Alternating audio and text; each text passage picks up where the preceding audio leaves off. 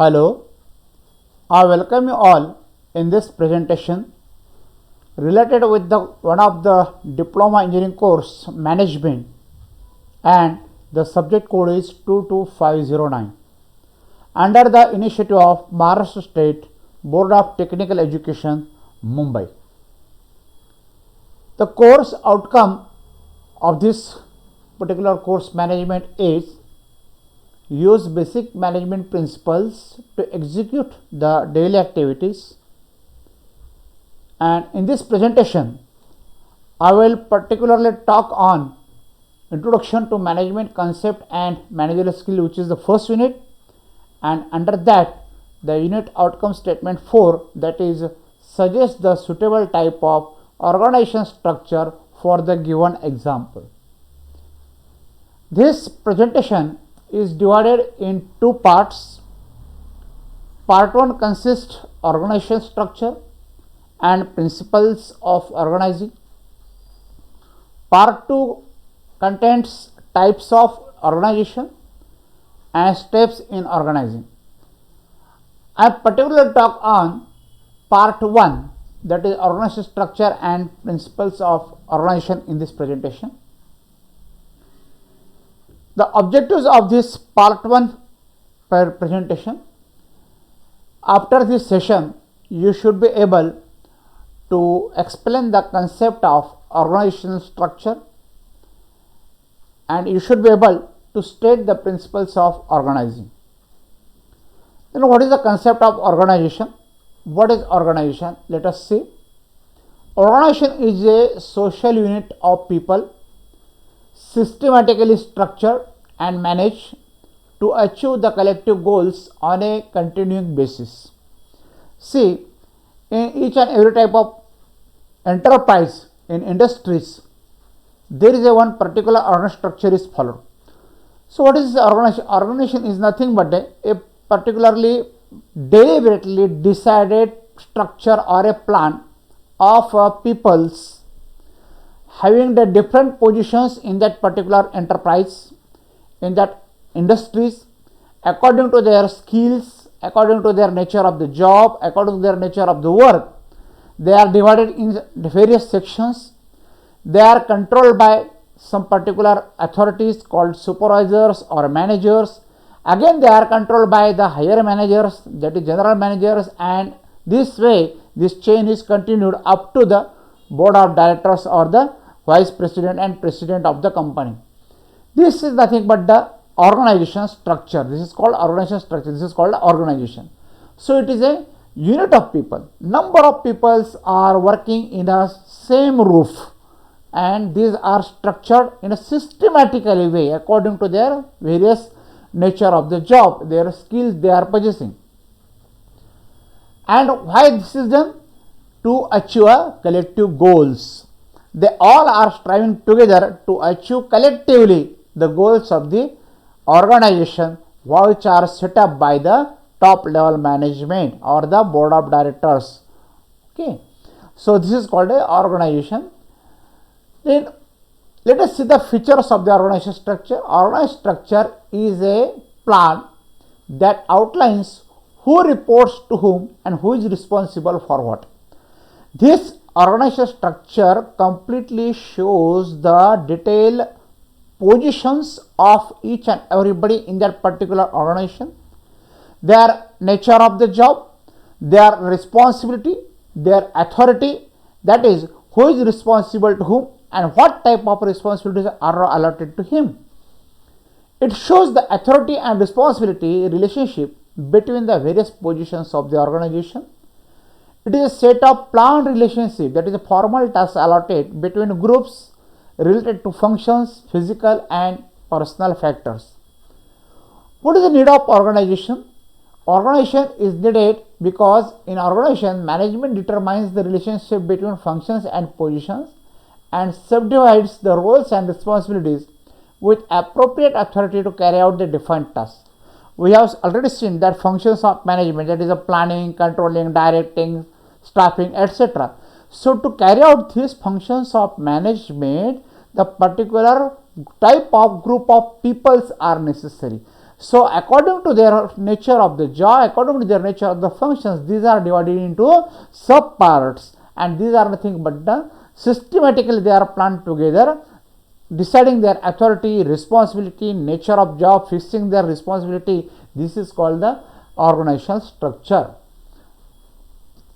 Let us have one example of organizational structure for large and complex organization.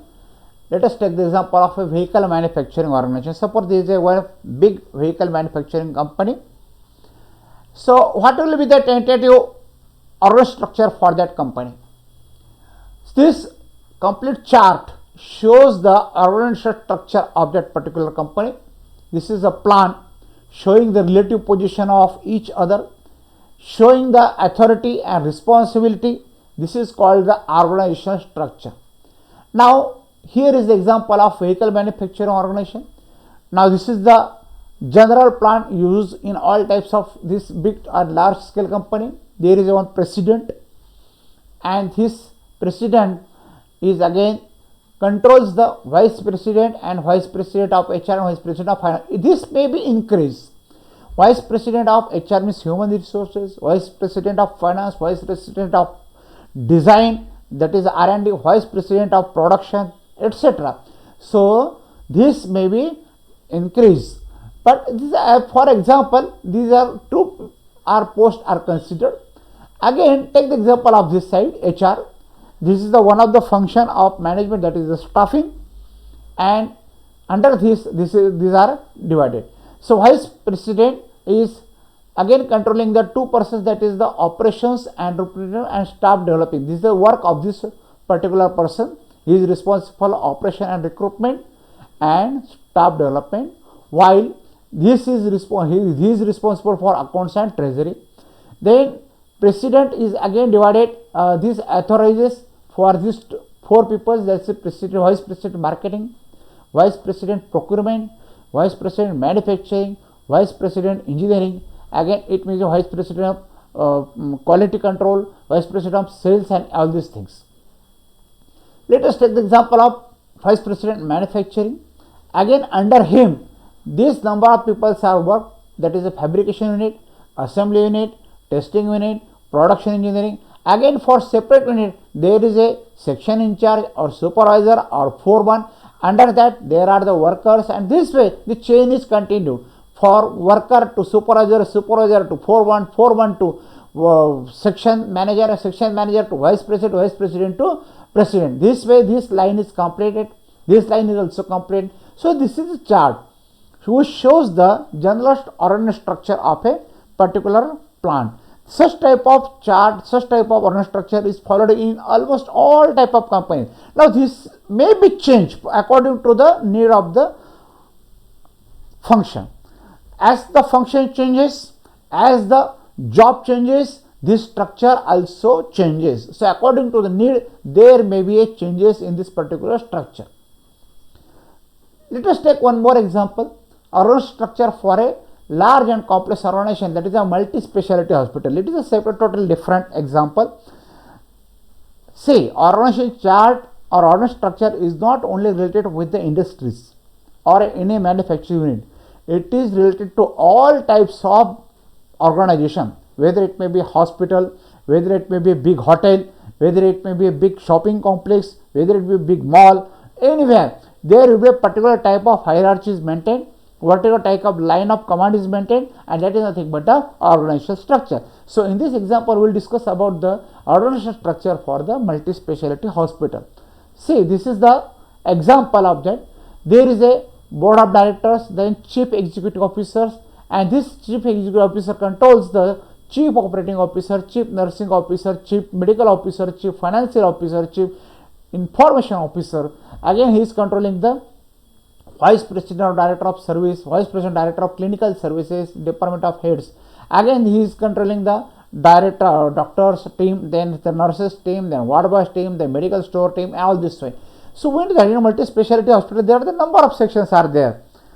Okay, almost all types of body parts are checked there. Almost all types of diseases are recorded there. So according to that, the various sections are there. and all these sections are controlled by the chief officers of that particular section.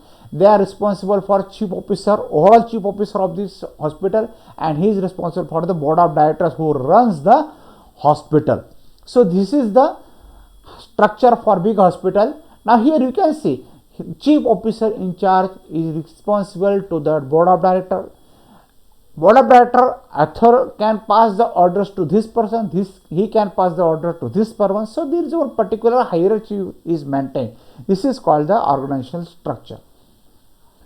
Now while forming this organizational structure, we have to follow certain principles to decide a organizational structure for a particular organization. It may be a industry, it may be a firm, it may be a hospital, it may be a bank, it may be a shopping complex, what it may be.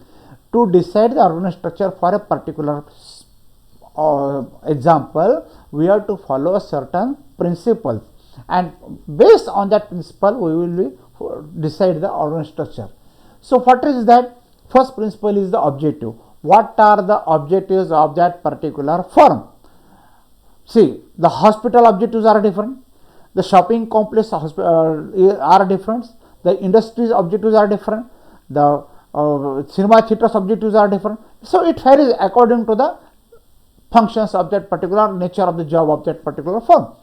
So first you have to decide the objectives of the enterprise which influence the organizational structure, because the objectives decides the organizational structure. Once the objectives are finalized, organizational structure can be framed accordingly. Every part of the organization and organization as a whole should be geared to the basic objective determined by the enterprises. Then next one is specialization. To complete that objectives, what type of various activities we have to do, that we have to first sort out. According to this, where we require the specialization, where are the routine matters, where are the some critical matters, that we have to categorize accordingly, that we have to sort out, and accordingly we have to form the structure. Effective organization must promote specialization. So according to the specialization, need of the specialization, we must plan it. Then span of control. The number of surrenders that a manager can supervise directly is called a span of control. Means the manager who is controlling that particular section, there should be a limited span. It should not be increased. Otherwise, the control is difficult. The exception means all the activities in that particular section or in a whole organization should be go in a routine way. There should be very less exception in that process. So it is a fluently all the activities should be carried out without any type of exception. So it means there should be very less exception in there. Then scalar principle. We must plan the structure in such way. This is a chain of command, means clear line of authority running from top to the bottom. There should be clear cut flow of the authority from top to bottom. There should not be any type of ambiguity. A unity of command means each subordinate should be responsible for one supervisor, for one boss. Otherwise what happens? The suppose 2 or 3 bosses orders the supervisor, he may get confused. What we have to do exactly? He don't understand, he may get confused, and there are the chances of conflict. So there should be unit of command, that is each and everybody should be responsible for one boss, one officers. Then delegation, proper authority and responsibility should be delegated at lower levels of the organization also. See, if you want to execute the authority, then there should be responsibility. And if you want to achieve the responsibility, then we must allot him a sufficient authority so that he can complete the responsibility of that job, that position which he is holding in that organization in a best way. Responsibility. A supervisor should be held responsible for the acts of his supervisor, subordinates. Authority and supervision of each manager must be clearly defined, that is we have seen already. Efficiency. The organization should be able to attain the mission and objectives at minimum cost so that the efficiency can be achieved. Organization should be very simple. As far as possible, it is very simple at minimum number. There should not be complicated organization level. Unnecessary, we should not increase the number of posts. Unnecessary, we should not increase the levels. So it should be simple, it should be flexible. According to the need, we can change as per the circumstances changes. There should be balance between the size of each department. Otherwise, what happens? One particular department is heavily loaded while other is not loaded. So there should be particular balance between centralization and decentralization as well. Means how much authority we have to control at centralization and how much authority we have to should be delegate to that particular person, that particular section. It should be stable, and there should be a proper communication process between all, means transmitting instructions, ideas, suggestions, information within and outside the organization. See, organization should be designed in such a way that there should be a proper communication from top to lower and lower to top, as well as outside the organization also, so that the message can be passed easily and the exactly ideas will be conveyed. Then unity of direction. There must be one objective and one plan for a group activities having the same objective. Means all should be work for one objective. There should not be different objectives for various different sections. All sections shall work together for achieving a single objective. Then personal abilities. While designing this organization structure, we must consider the personal abilities of a person so that he can give his utmost possible. Then stability, it should be stable. Communication, we have seen. Unity of direction, personal abilities. Then organization structure, let us summarize it. Organization chart shows who reports to whom and who is responsible for what. There is a chart we have seen, there is a plan we have seen, and in that plan the various posts are shown, and it clearly cut shows that who is responsible for whom and who is the authority of what. Then principal organizations are objectives, specialization, span of control, exception, scalar principle, unity of command, delegation, responsibility, authority, efficiency, simplicity, flexibility, balance, stability, communication, unity of direction. Okay, so these are the principles of organization on which basis we should plan the organizational structure. Thank you for patient listening, and thanks to MSBT for providing a e-learning platform. Thank you.